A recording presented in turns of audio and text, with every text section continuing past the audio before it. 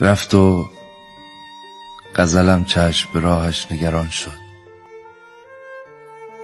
دلشوره ما بود، دلارام جهان شد.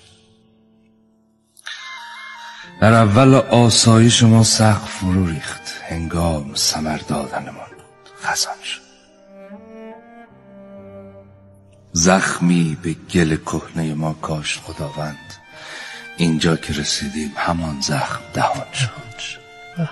آنگاه همان زخم، همان کوره کوچک شد قله یک آه، مسیر فوران شد. با ما که نمگیر غزل بود چنین کرد، با خلق ندانیم چه ها کرد و چنان شد. با خلق ندانیم چه ها کرد و چنان شد.